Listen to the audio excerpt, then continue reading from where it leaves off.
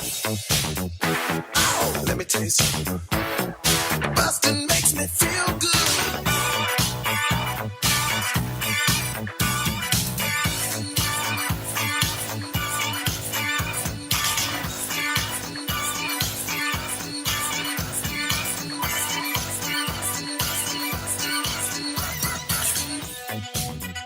Hi everybody, welcome to Blockbusting, the podcast where we love to hate the movies. I'm your host, Jay Light. Joining me today, the wonderful Becca Greenberg. Hi everybody, thanks for listening. Thanks for being here. Thanks for having me. Thanks for thanking me. Oh god, we're so polite. We're starting off on a very polite note before we talk some smack about a movie. Yeah, just gotta start from up here and there's just endless down to go. It's like cliff diving. Exactly. We see the beauty and then we just take a leap and hopefully we don't land on the rocks. This is a cliff diving podcast. Yes. Now, welcome to Cliff Divers Anonymous. I don't know. I should have thought of a better name for a cliff diver. If you're a cliff diver, you should not be anonymous because you might just be a random dead person. You could be. That's how cliff diving could. That's as far as I know, most cliff diving accidents wind up. You can't tell. Where have we gone? Let's steer back into let's stop steering into the skid. Let's talk about the movie you've chosen to bring to me today. Yes, I brought the movie. The Kids Are Alright. Yes. Whoa. This is a movie. It is. 2010 American comedy drama film. Directed by Lisa Cholodenko, written by Cholodenko and Stu Blumberg. Among the first mainstream movies to show a same-sex couple raising two teenagers. Mm-hmm. It was awarded the Golden Globe for Best Motion Picture, Musical, or Comedy. Really? Annette Bening got Best Actress at the Golden Globes. All right. Got 4 Academy Award nominations, including one for Best Picture. Oh my god. At the 83rd Academy Awards. I don't remember any of that. I mean, I knew this because I totally researched before, but wow, that's a lot of awards. It's okay. I wouldn't have expected you to do research because you don't like the movie. That's true. That's why you're here. You're going to talk about why you don't like it. Yeah, if you were doing research about things you don't like, you just need a hobby. Yeah, find something better to do. Yeah. So what's your beef with the movie? So basically, I have two moms. I grew up in a 2-mom household. I feel like the movie is portraying it in like a weird way. And actually, when I was walking here, I did Google the movie because I wanted to know who wrote the movie. So Christine Cholodenko was her name? Lisa Cholodenko. I just made up some syllables that sounded like that. So she has a same-sex partner and they have a child. So I kind of realized, I think the film is more from the perspective of the moms than the kids, which is probably part of the reason I don't like it. Okay, that makes sense. But it still is just like, I don't know. I'm from the East Coast, so maybe West Coast lesbians are different, but... What are East Coast lesbians like? What was your upbringing like? So I have 2 Jewish moms. That's a lot of Jewish mom. Mm-hmm. Yes, it is. I've heard if I am to believe anything from what comedians have said about having Jewish moms. Oh boy.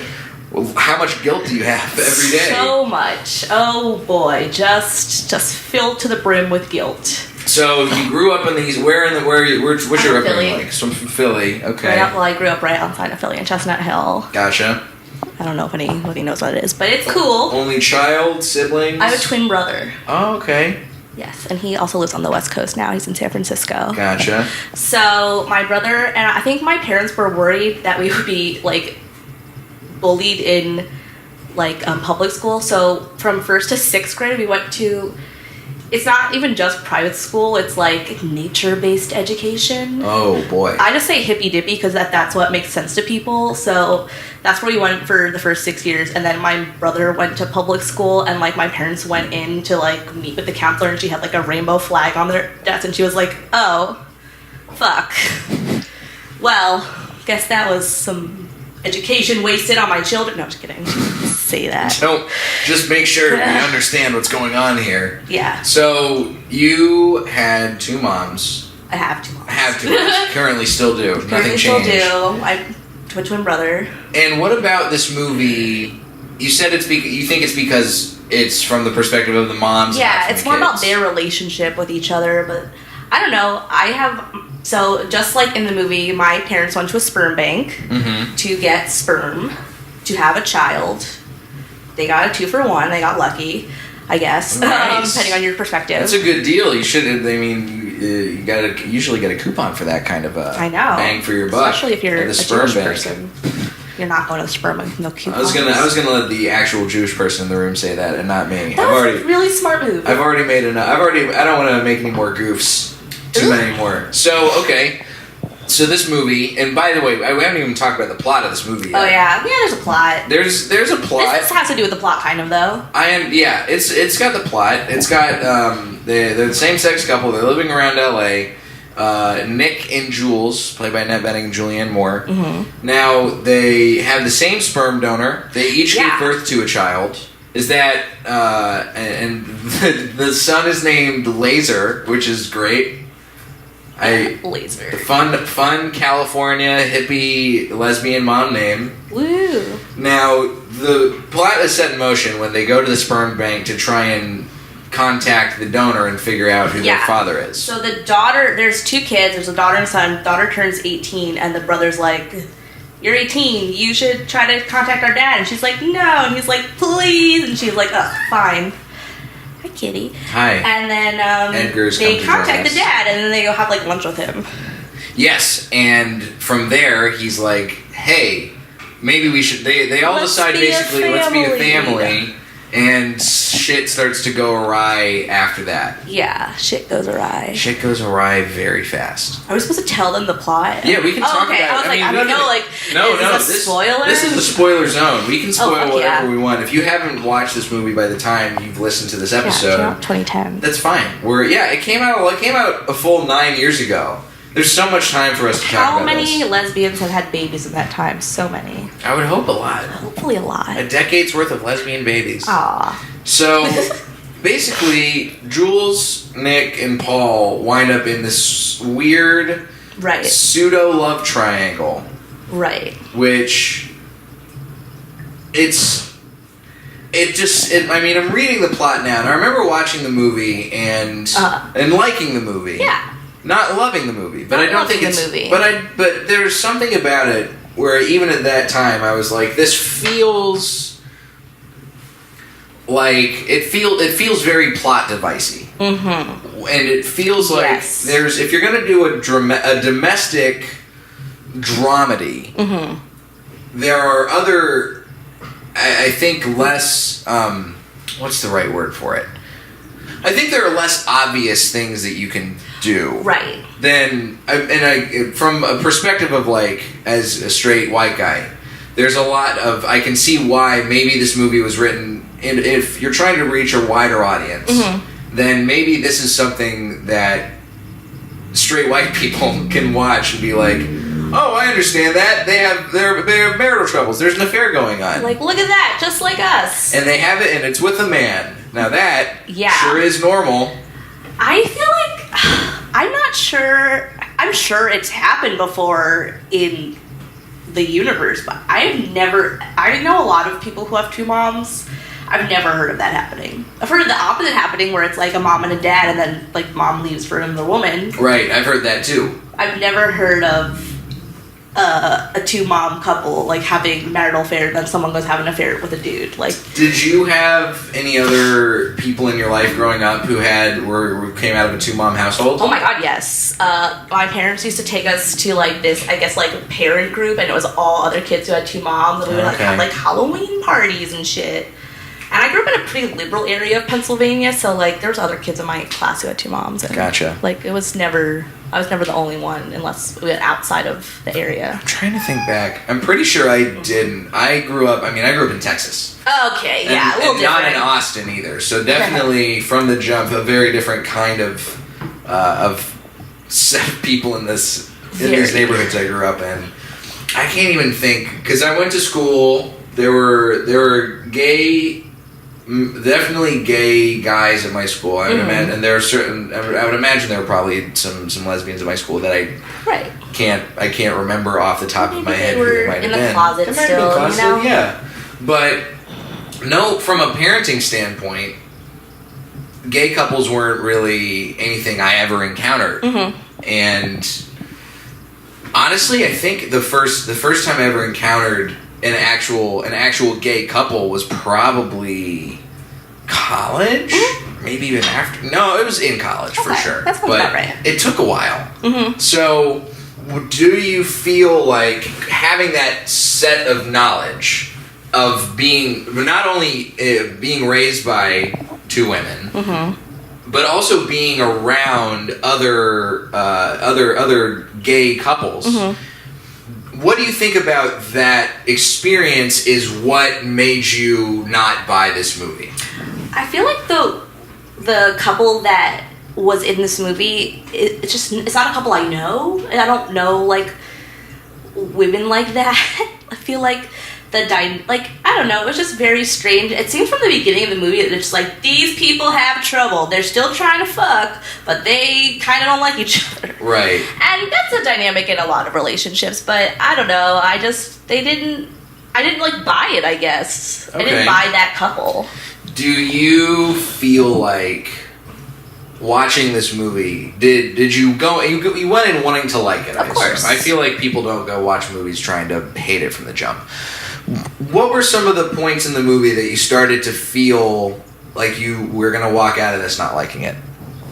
Honestly, like, they kind of introduced the moms, like, they're not like, and here are the moms. Like, it's like one mom, like, made dinner, and the other mom comes home, and it's just like, I don't feel like you guys are really a couple. Like, I don't know. I feel like that at least something's going to go wrong, but there's, like, something weird about this dynamic between these two women that I'm not like, oh yeah, they're a couple and they've been together for 18 years or whatever. Like, I didn't feel that way. Didn't feel like there was chemistry. Yeah.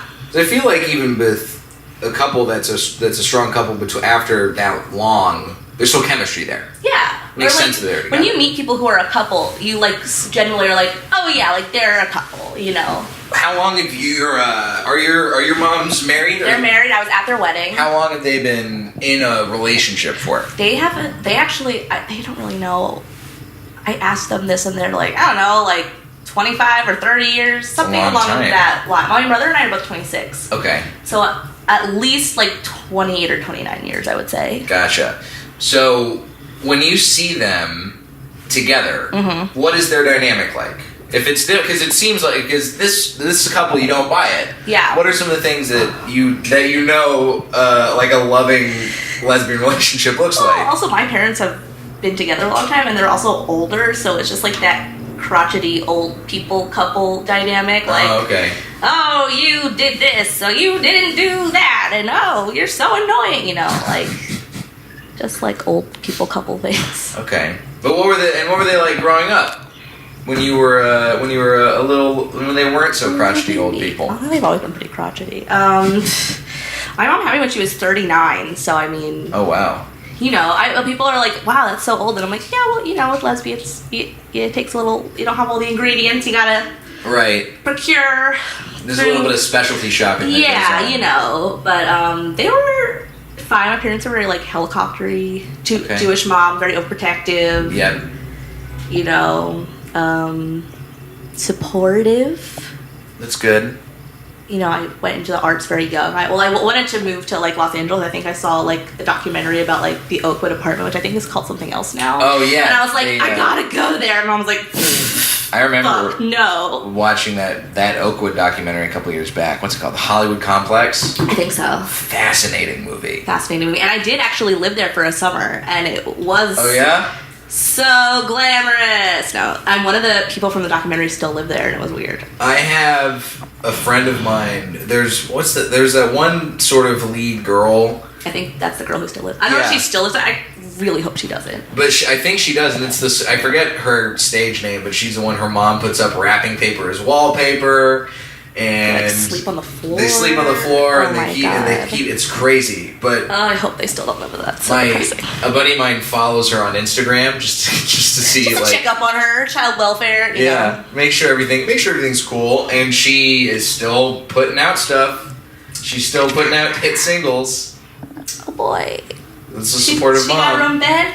I hope so. I don't know. You have your own bed, girl. I don't think she shows that much of her inside life. Oh, just like so depressing. But anyway, I had my own bed growing up. That's nice. I had my own room. My parents. We went to my brother and I went to Quaker school, which is, I guess, it's mostly an East Coast thing. It's private school, but it's Quakery. I don't know. Lots of oats. Lots of oats. Lots of oats. We didn't have locks on our lockers. Like, it's very community based, and we didn't have any of that. We barely had. I mean, we were very. There's a lot of Baptist Christians in Texas. I know what a Baptist is, but no. A lot of evangelicals. We had. I think there was one Jewish temple in my hometown, but I never saw anybody there. I never saw any cars in the parking lot. I knew one Jewish kid who went to my school for 8 or 9 years. Wow. A long time before I started to meet anybody else of the Jewish faith. Woo. But we had this, like, I remember watching this movie. Yeah. And from the standpoint of, like, okay, so when this movie comes out, I'm 20 years old. Mm-hmm. I'm in college. I've solidly broken away a little bit from the thoughts that I was having as I was brought up, which, and at that point, it's more opinion from a lack of exposure to anything, and so now I'm in college. Have to defend it. Right, and I'm not. But that's the thing. Yeah. It's like, and now I'm. Now you're woke, and I get the point. It's not even woke. It's just like I just didn't. I think there's a part of me that always was like, I don't understand why people get so weirded out in Texas, and I think this is probably largely in the church too, about anything that's related to gay people. Right. Very strange. They really don't like it. Right. And so I couldn't imagine watching this movie with my family. Right. Even though it plays out kind of like a movie that you could watch with the whole family. Right. There are some like pretty gratuitous sex scenes in it. Yeah, I forgot about that. Like a lot.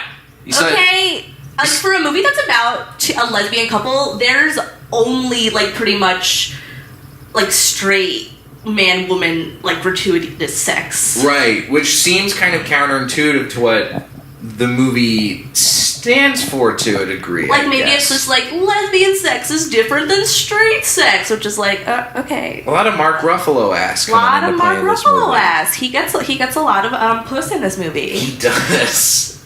Which is about a lesbian couple and she's not in. Right, of course. He's the interloper in this relationship. Yeah. So, okay, this movie obviously is a movie that it's critically acclaimed, right? It gets awards, it gets nominated for things. I don't think it actually won any Oscars. I'm taking a look real quick just to make sure. No, I don't think so. I think I remember them at the Oscars. Mm-hmm. Yeah, it was nominated. Which is an award in its own right, I'm sure. Nominated for Best Picture, Best Actress, Best Supporting Actor, and Best Original Screenplay.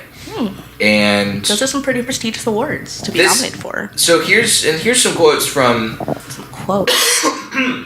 Excuse me. Mm-hmm. Some quotes from the positive critical reception of this movie. Got a 93% on Rotten Tomatoes. Oh wow! Roger Ebert gave the movie 3.5 out of 4 stars. Oh boy! And his praise of the movie sounds almost exactly like your major critique of the movie. Let's hear it, Roger. The kids are all right. Centers on a lesbian marriage, but it is not about one. It's a film about marriage itself, an institution with challenges that are universal. Just imagine you're expected to live much, if not all, of your married life with another adult. We're not raised for this. So, on one hand, the movie's presenting this as sort of a normal married couple, which, representation-wise, good looks. Right. But, from your perspective, why do you think the movie doesn't work? Well, it's funny that he says they're a married couple, because I don't know what the law was in California in 2010, but I mean, nationwide, it still was not legal for gay people to be actually married. So they're most likely not actually married. I just feel like that's an important distinction. Oh, yeah, that's a good point, because this was right around Proposition 8. Right. And, yeah, that didn't get passed until even later, if memory serves. I could be wrong, but... Yeah, so I'm just saying, like, I'm not sure if they were... They never say, like, we're married, so, I don't know if they're married. Right. But, I think that changes the dynamic for them to be, they're coupled, but they're not legally recognized as a couple. So it's, like, something to think about. Why don't I think the movie works?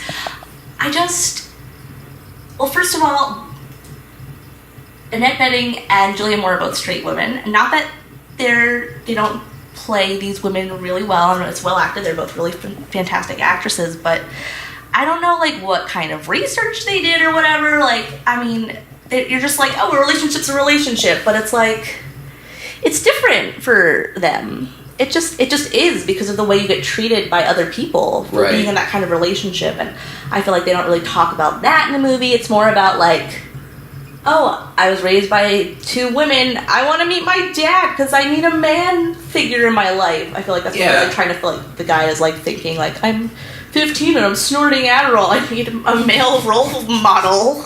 And did you and your brother ever feel like that? I'm sure, it doesn't sound like it. I mean, you know, if you have like a nice, well-rounded life, there's men and women in your life. Mm-hmm. And hopefully you have nice ones who you can look up to. Yeah.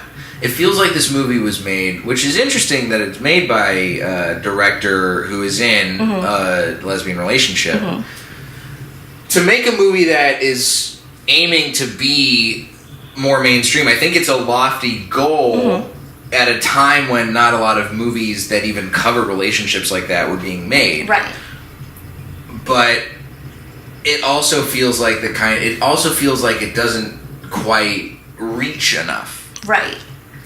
And I don't know, because I'm coming from a perspective where I know a lot of people who have 2 moms. Like, I'm trying to imagine what watching this movie is like for someone who this isn't part of their normal life. Yeah. Like, to me watching it, I was like, oh boy, this is a movie. They're going to talk about this on Fox News later, probably. Oh boy, yeah, look at them. Oh, they're eating salad for dinner. Oh my gosh, where's the protein? They're wearing, I know they're lesbians because they're both wearing flannel shirts. Yes, that's how we know. How we have figured it out together. Cute. Now, and that's how I felt watching a lot of it. And I remember watching, especially once they started getting into the Mark Ruffalo man-ass scenes. I know, now, because, like, I just want to be appreciated. It's what she says when she's, like, confronted by her not wife about, like, cheating. She's like, oh, like, you're, like, you know, I just want to be appreciated. So I went to this douchey dude who fucks to fuck him, and I don't know. And now I fuck, and now I'm like, well, I understand. This is and now I'm appreciated. I mean, obviously, I am not a queer person, so I don't feel like I should be like talking too much about queer relationships. I don't know about that dynamic, and I'm not in a long-term relationship like that. There's probably things, but it's kind of just like annoying that she went and fucked a dude. Well, the thing,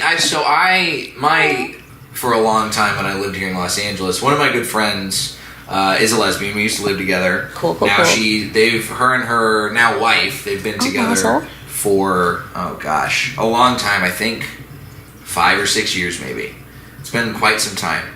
And they both, Grace, my former roommate, has never been with a man before. Gold star lesbian. And her wife had previously, if memory serves. And I remember hearing about, like, that's the thing that happens over the course of discovering your sexuality. Yeah, of course. It's a totally normal thing. The flip side of it is, like, it feels almost retroactive. Like, I remember reading this Wikipedia page where they reference specifically that Julianne Moore's character is bisexual. Right. Which kind of feels retroactive to me. Right, like, they're like, oh, she's bisexual, by the way. Right, and that's how they get away with her having sex with a man for a lot of the movie. Right, for like a lot of the movie. It's a lot. It's a lot of this movie. And that's like, I remember, I never have been with Grace and her wife. They never, since coming out, they have never been in a position where they're like, oh, I want to go, I'm going to fuck a man. It never seems like anything that has ever crossed their minds. It doesn't seem like it's something that would cross their mind. Like, once you've figured it out, then it's like, why go back? Right. And so it feels weird for this to pop. Like, I remember bumping on that too. Even back then, I was like, I guess maybe you're not really a lesbian. Who knows? But it feels like a weird thing to pick up on. I don't know. It's weird for me to talk on because I don't want to, like... It just seems so, like... this isn't a word, but it seems so, like, plotty, like... Yeah. So just like, oh, and now she's gonna fuck this guy because he's here, and whoops, like, what a farce. Yeah. But, I mean, not that sleeping with a guy makes you less of a lesbian if that's the way you identify. You know, sexuality is super complicated, and, you know, I'm not a doctor. And there's one of my favorite stand-up bits, there's a guy, oh my gosh, and I'm already blanking on his name. It's my favorite stand-up bit. I don't know who said it. Rob something. Oh, jeez. He was on Conan. His set on Conan was about coming out. Okay. And I'm so sorry that I forget his name. Oh my god, this is really bugging me. Rob, listen, You're so funny, We'll Rob. figure it out later, Rob. You are great. You're so funny. Conan. But I remember seeing him after his Conan set, and it was and he was starting to do a set about having sex with a woman, and he was like, and that's the thing, he's like, I didn't think that I could be attracted to women, and then all of a sudden I find myself attracted to a woman again. So now I don't know what I am. Yeah. So it's like the whole thing is so complicated. It's so complicated. The one thing I wish is that the actual, if the decision from a writer's perspective is this is going to be a major plot point in the movie, it almost feels like there needs to be the exploration of that as an aspect of your personality or sexuality needs to be more of a focus. Like it needs to be given a little bit more screen time. Right. The wrestling as opposed to... Yeah, because it seems kind of like she was just like, oh, you're here. Yeah. And maybe that was the case. Maybe, I don't know. We're talking about the lives of fictional characters on a level that it's going very in-depth. So is there anything else about this movie that was off-putting to you? Yeah, so the kids. There's like, this is kind of nitpicky, but I'm going to say it anyway.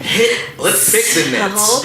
I forget, I think the girl character's name is Joanie, and the way she like refers to her moms together, she's just like, oh, moms wouldn't like that. Like, it's like weird. It's like singular and plural at the same time. I've never heard anyone refer to their parents like that. That's so fucking weird. How do you refer to your parents? I've referred to them individually, but sometimes I say mom and I mean them both, and I know that, but other people don't. Right, I'm okay. just like, they're fine. They don't need to know. Like, my mom said this weird thing. You don't need to know which one. Like, sometimes people will be like, which one? It's like, you've never met my parents. Does it matter to you? That's a good comedic device. Yeah. For any kind of stand-up and performance that you do too, which is, you can always say, oh, my mom said this thing. And then she said this crazy thing. And it can be the same mom. It can be different moms. Nobody would know. Nobody knows. I mean, there's people who know my parents, and they'll be like, which mom? And they'll be like, mom name. I don't want to get in trouble with my parents. That's fine. I dropped my mom's name a couple episodes back, and I was afraid she was going to get mad at me about it. Still grounded. I can't leave. I'm shackled to this coffee table as we speak. Oh, man. Rash there. So the kids. You don't like the kids. Definitely... Joanie seems like she's referring to her moms in a weird way. That's weird, and maybe, like, she, like, made that decision on her own. That's how I'm gonna do this because there's no precedent, but it's weird. I don't like it. What about Laser? He's like annoying. He's a 15 or 16-year-old kid. Like, who the fuck cares? Just kidding. His journey is so important. I mean, he's trying to figure out who he is, and I feel like he's like fucking confused after this situation. And I feel like he really opened Pandora's box and made his own life worse. It's all his fault. This is why you don't go looking for your dad. Yes. I've never done it. I mean, I already know my dad. Congratulations. So it's like, if I were in a situation where I needed to go looking for him, it's like, what? Look, I don't need to go find a second dad. Yeah, I'll just text him. Dad! I'll hit him up. Be like, Dad, where you at? I don't know if I have someone who I'm like, that's my dad. Sometimes I like to pretend, like, every Father's Day I'll pick a new dad. Like, Ron Swanson was my dad for a while. It's a good dad. You know, just pick a dad. I feel like in storytelling, anytime somebody goes looking for their dad, it never goes well. That's true. Why do people keep doing it? I don't know. It's like, I mean, in this case, it's kind of weird because it's like, I mean, in my own situation, it's similar. It's like, this person didn't sign up to be a dad. They probably needed money, and they got to donate sperm, and that was that. Like, if you, like, did that, and then 18 years later, someone's like, you're my dad! It's right. like, No, I'm not. And, I mean, what guy, as soon as they become of age to realize they can donate sperm to a sperm bank, has not tried to do that? I'm sure. I mean, I know it's pretty, like, it's not like anybody can do it, which is probably a good thing. It's very selective. It's definitely, it's certainly a good thing. You gotta be... The biggest thing, I know a lot of this, and I know this because I hear a lot of comics, open micers talk about it. Oh, I bet. Because you gotta be 5'9" minimum to donate sperm. So there's a lot of short, off-put dudes who are unhappy that they can't contribute to the gene pool, potentially. Well, isn't that sad? I guess. I don't know. Oh, that's funny. Yeah, there's, you know, I feel like those guys are not like, I'm gonna be a dad, you know? It's not, that's not what it is. So why would you be like, I'm gonna go find my dad? Why do you find... Just don't look for your dads. Don't look for your dads, if guys. There's anything, if your dad left, he left. Right. If there's anything you can take away from the show, don't go looking for dads. Don't go looking for dads. Don't go chasing dads. We're anti-looking for dads. Yeah, let the dads come to you. That's way better. Advice. It's like when you rescue a dog who's coming from an abusive household, you gotta let the dog come to you a little bit. Right. You just have to like ignore the dog a little bit, but like be really calm and cool. And then all live of a your sudden, life. The dog will approach, be ready to be pet, and then you can play with the dog. Yeah, you gotta be casual. Yeah. You can't go being too I wanted to say horny, but that's not the right horny word. for your dad. Go be horny for your dad. God. That's a very different movie. That's a real, it's don't be so, look, just stop looking for your dads. Don't be excited ever. It's never cool. Be blasé, don't show emotion. You don't care, you're Daria. Is there a movie that you feel like shows a relationship between two women more accurately and more accurately, not necessarily to your own experience, but potentially, since you have a very distinct experience, than The Kids Are Alright does? I'm trying to think of another movie that I know that someone has two moms, and I can't think of one. I'm trying, I bet you they have a link to it on Wikipedia. Two mom movies. But I was thinking about it on my way here, and I feel like that kind of relationship, since it's so not in our, like, cultural consciousness, is hard to portray and normalize in a movie just because of the way the format of a movie is. It's like one story. Right. I feel like that's probably a better thing to do on a TV show. Yeah? Mm-hmm. Have you, and I haven't watched a lot of TV in that vein, so what would you recommend? Anything in particular? Honestly, not that I watch the show regularly, but that's such a Modern Family. Like, that's like a good one, because it's just like two like goofy dads, mm-hmm. and like they're like getting into the hijinks with the whole family, but they're never like, and they're so weird and different. Like, it's just like, no, they're just two dads and they want to be good dads, and that's what that is. And there's that other show, The Fosters, which I haven't watched, but that, I don't know about that one. The Fosters is like a drama too. There's also, I think The Fosters has a deaf family on there. Oh my god! So there's a lot going on there. There's a lot going on. I do remember watching. I used to watch Modern Family a lot, and mm-hmm. I watched It was, I think, either the second or the third season, mm-hmm. when ABC was very strange about having Cam and Mitch kiss on mm-hmm. camera. I remember, yeah. And I remember that episode got a whole. Everybody was freaking out about that episode coming out at all, and then that episode happened, and it was like, so, it was just a peck. It was just like, it's a blip that happens while narration's going on. Oh, a couple being affectionate? That's crazy. That's what you guys are freaking out about? Guys are babies. Stop being babies. I don't know. I'm trying to think of other shows that have like a two mom. I feel like maybe two dads as more. I feel like it's more common. There's a lot more two dad stories that come to mind. Because everybody wants to hear about white men's stories. I'm just kidding. I mean, halfway, I guess. Hey, Mark Ruffalo, his man ass showed up, and that guy, he's white as fuck. He is pale. He's a lovely guy, I'm sure. He's totally listening to this. Hey, Mark. Mark, my boy. How's that organic garden? My guy. Well, I don't know. Becca, I do appreciate you coming on today. Thank you. You've given us some good insight. I appreciate getting to hear your perspective. You know what I love about one of my favorite things about doing the show is hearing people who have a reason to dislike a movie, not just for the sake of the movie itself, but because it ties in to their own life. And so it's nice that you to get to hear your story, and thank you for sharing that. That's very nice. Thank you for having me. Of course. Now, if the listeners want to find you and follow you and see shows and stuff, what's the best place they can do that? So I would definitely follow me on Instagram. My Instagram is Princess Pizza Bagel. That's a good one. Love a good pizza bagel. And my Twitter is Pizza Bagel Becca, because Princess Pizza Bagel is too long for Twitter. And those are probably the main places I post stuff. And then also, if you want to check out my sketch team, we have a YouTube channel, Thunderdog Sketch. Got some good stuff on there as well. Nice. You can follow me at Diet J on Twitter and Instagram, jlightcomedy.com for show dates. I'll be on the road in May, so keep your eyes peeled for that. Coming to New York, hopefully coming to a couple other places too, so just keep your eyes peeled on the calendar. And if you like podcasts, leave a rating, leave a review, subscribe on YouTube or wherever you get your podcasts. Tell a friend. And if you have some opinions you want to share with either of us, hit us up on the social medias. Let us know what you think. Yeah. Guys, this has been Blockbusting. Go see something good for a change. Ha ha ha.